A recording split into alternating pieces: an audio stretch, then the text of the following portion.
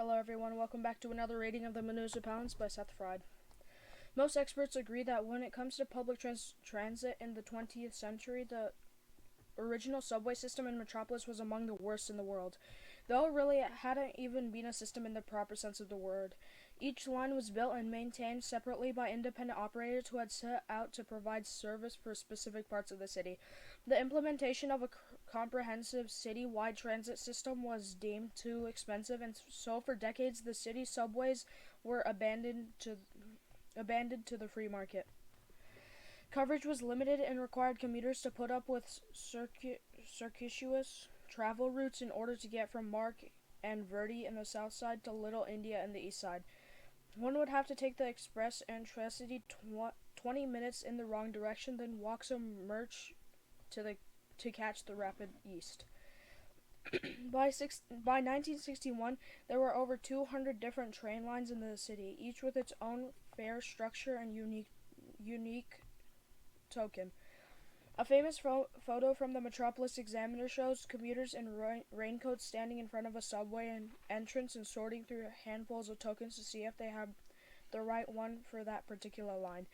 In the mid-1960s, the state legislature attempted to solve the issue by establishing the Metropolis Transit Authority, which began to buy up the old lines and manage them as a single public benefit corporation.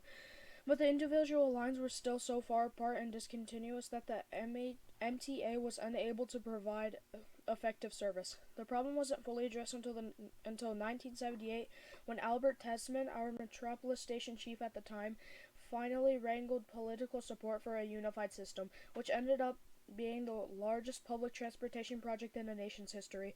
While some of the older tunnels and stations were repurposed, most were ultimately abandoned for the new network of concentric and interconnected hubs with parallel local and express tracks.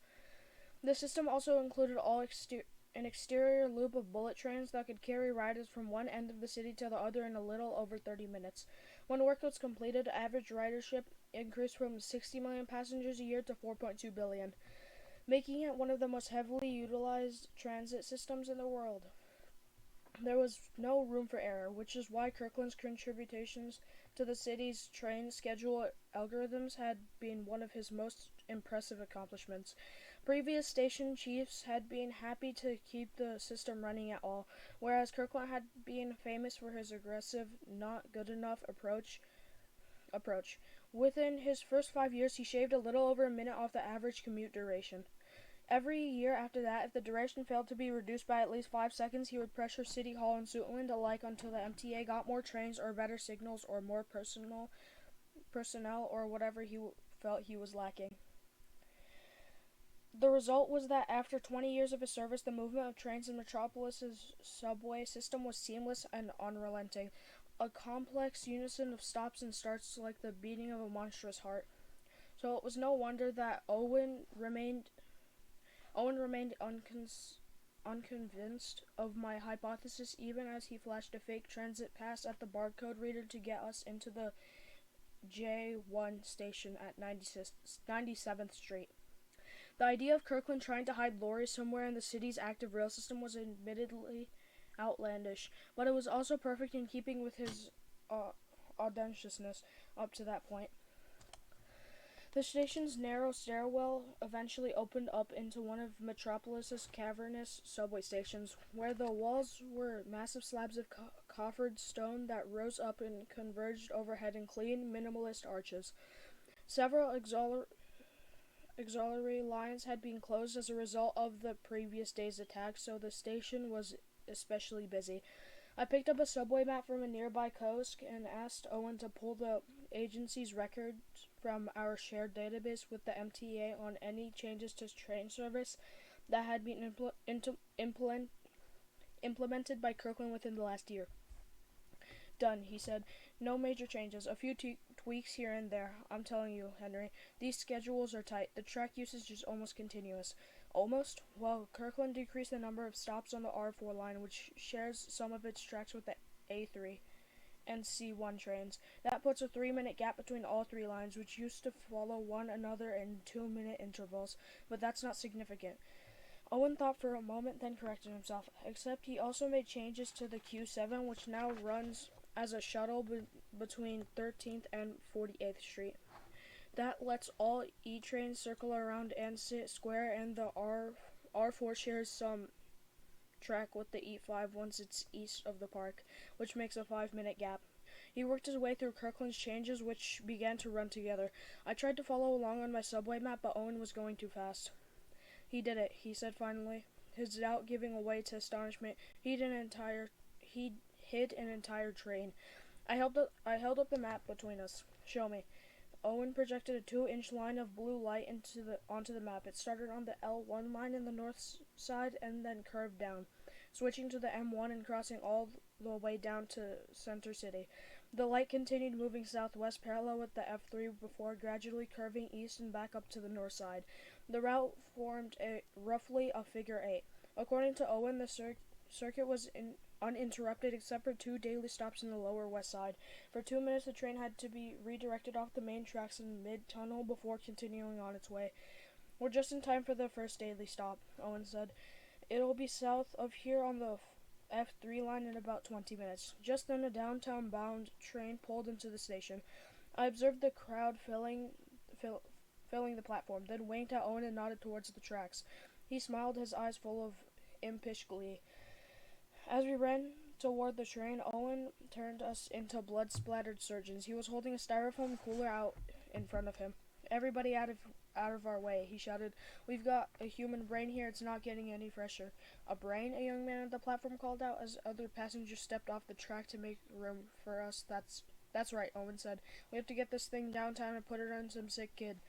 It was absurd, but I knew firsthand what it was like to have Owen's confidence throw you.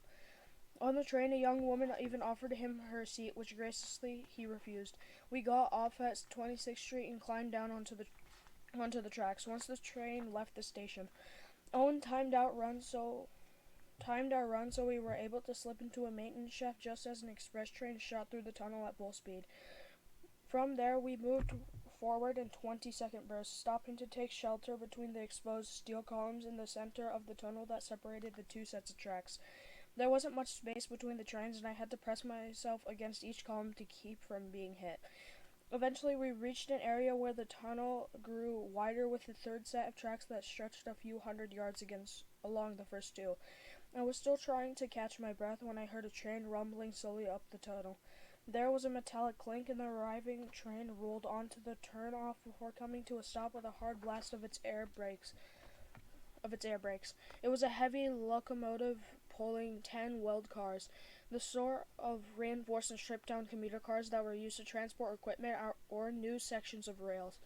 It occurred to me that perhaps all Owen and I had succeeded in doing was finding a supply train that no one had bothered recording in the MTA database. But Owen looked excited, and after one more express train shot past, he waved me out onto the tracks, and we both ran in a half-crouch toward the rear of the train. We climbed up onto the back of the last car and stood on either side of its sliding door. I leaned in to peek through its small window, but it had been covered from the inside with dark cloth. Owen disappeared as the train began to pull back onto the express tracks. "I'll keep out of sight," he said in my ear. "We might need the element of surprise if we run into any of Kirkland's people." I nodded and pulled hard on the door as I stepped into the unlit car. Owen shined a light from the tie clip. The interior was empty except for something hanging on the far wall next to the other door. I made my way up to the car and said that it was a blue plaid raincoat hanging on a metal hook. On the floor next to it was a matching pair of rain boots resting on a welcome mat embroidered with a white horse jumping over a brush fence. Sarah Laurie was here. "You have 40 minutes until the next stop," Owen said. "Find her before then so we can get her off the train. I'll lead you through the tunnels from there."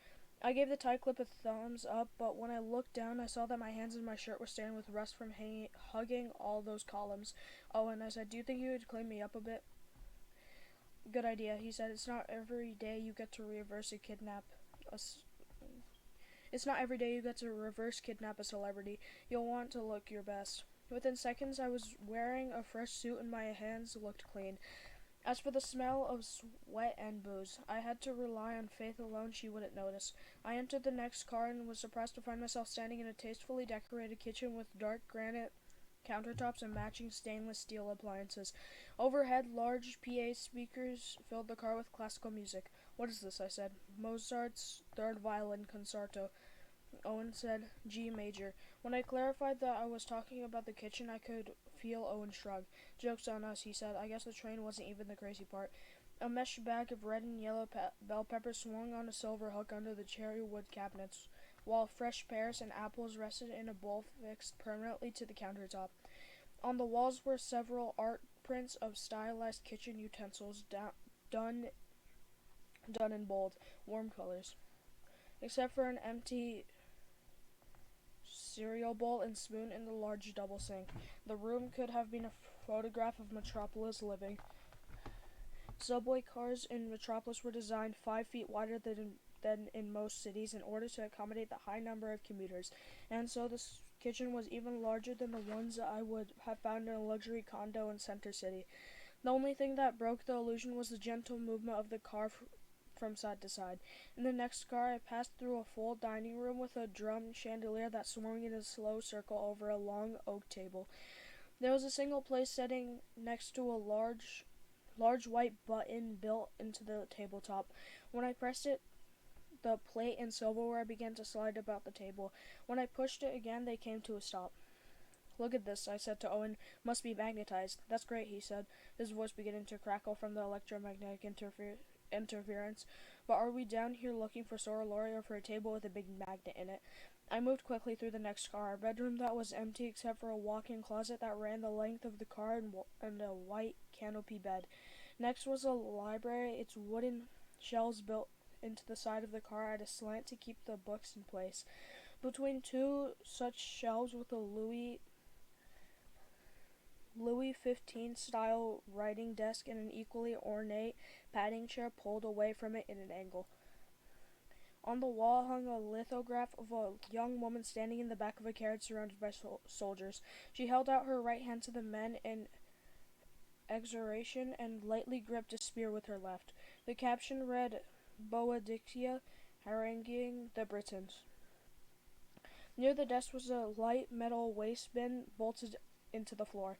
It was filled with torn and crumpled pieces of paper. I retrieved a sheet and opened it, holding it up to the light. It was covered in Esperanto in a neat cursive hand. "Owen," I said, "can I get a translation?" He cleared his throat and began. "The importance of disrupting the continuum of Western culture is self-evident when one considers the fact that several words are crossed out before beginning again. The necessity of disrupting the continuum of Western culture. As it stands, the continuum of Western culture.